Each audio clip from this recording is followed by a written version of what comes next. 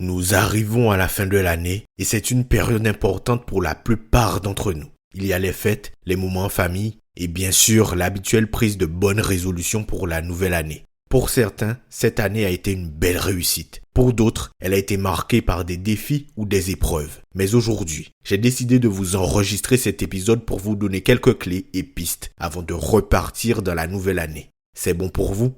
Allez, on y va.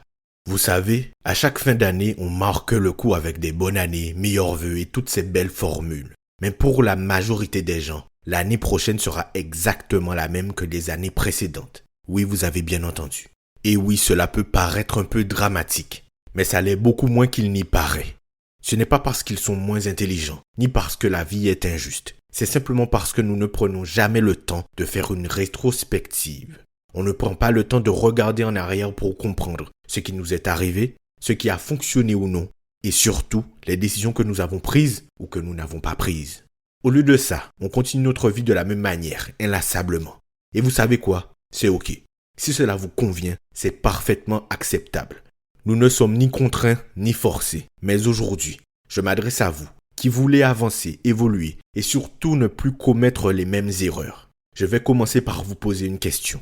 Soyez honnête, vraiment honnête avec vous-même. Quelle est la leçon que 2024 vous a enseignée? Qu'avez-vous appris cette année? Avec quel bagage émotionnel vous apprêtez-vous à démarrer 2025?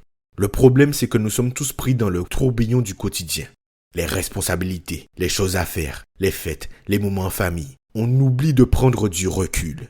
Mais pour avancer et atteindre ce qui compte vraiment pour vous, il faut parfois faire une pause, se recentrer et se délester de ce qui est trop lourd à porter. On me dit souvent, je veux changer, je veux m'améliorer, mais je ne sais pas par où commencer. Commençons par le début. Le début, c'est de prendre conscience de ce qu'il se passe réellement dans votre vie. Pas ce que vous montrez aux autres, pas ce que vous essayez de cacher, la vérité. Alors je vais vous poser une autre question. Quelle est la chose ou la situation que vous avez vécue cette année ou les années précédentes que vous ne voulez plus jamais revivre? Prenez un moment pour réfléchir.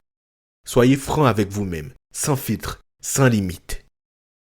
Peut-être que vous avez ressenti de la frustration au travail parce que vous ne vous sentez pas reconnu. Peut-être que vous avez passé trop de temps à plaire aux autres en oubliant vos propres besoins.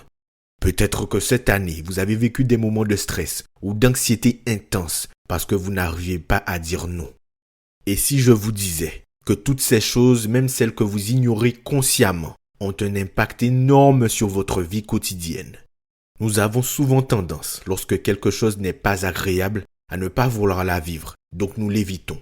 Et malheureusement, l'évitement n'est pas une bonne chose et il n'empêche pas l'impact que peuvent avoir cette émotion, ces pensées ou ces événements de vie.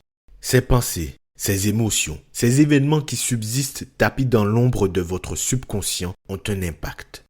Ne vous êtes-vous jamais retrouvé à un moment de votre vie? Vous avez beau vous reposer, vous vous sentez tout de même fatigué?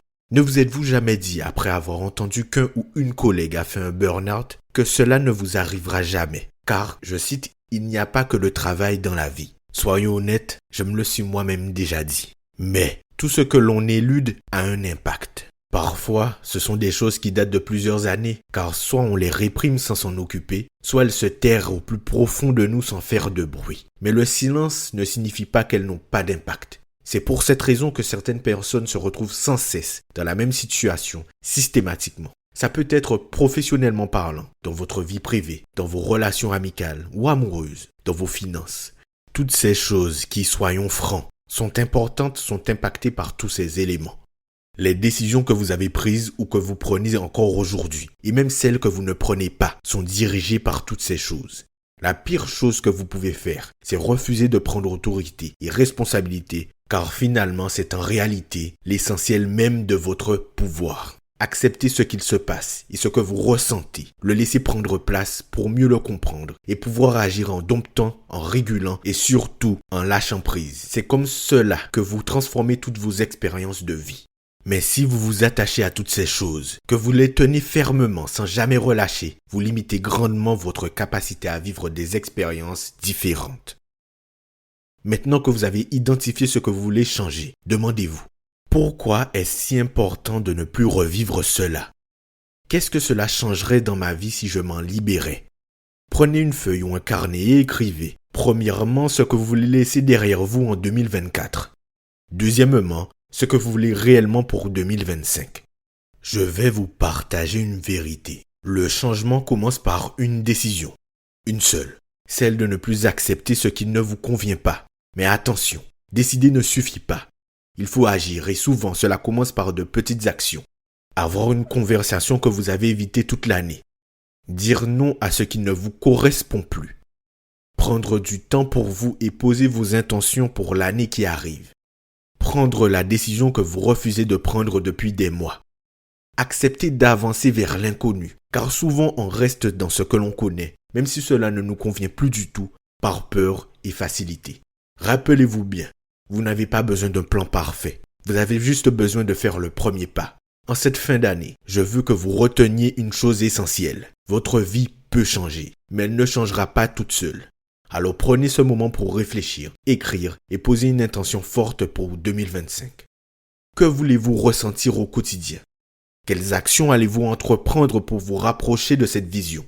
Je crois profondément en vous et en votre capacité à créer la vie que vous méritez. À vous de jouer et je vous souhaite une fin d'année remplie de clarté, de courage et de décisions puissantes. Je vous remercie d'avoir été avec moi pour cet épisode du Mindset Show. Un épisode impactant pour cette fin d'année, le dernier de 2024. J'espère qu'il vous aidera profondément et qu'il vous permettra d'avancer vers ce que vous voulez dans votre vie. On se donne rendez-vous l'année prochaine, toujours avec la même ambition, toujours avec la même volonté, toujours avec la même envie de réaliser des choses pour nous, pour notre vie quotidienne. Comme d'habitude, si cet épisode vous a plu, n'hésitez pas à le partager à quelqu'un qui a besoin d'entendre ça. N'hésitez pas à vous abonner au podcast, à laisser un avis, une note et à me dire ce que vous en avez pensé. C'était Jordan, mentor et mindset coach pour vous servir. On se dit à l'année prochaine pour le prochain épisode.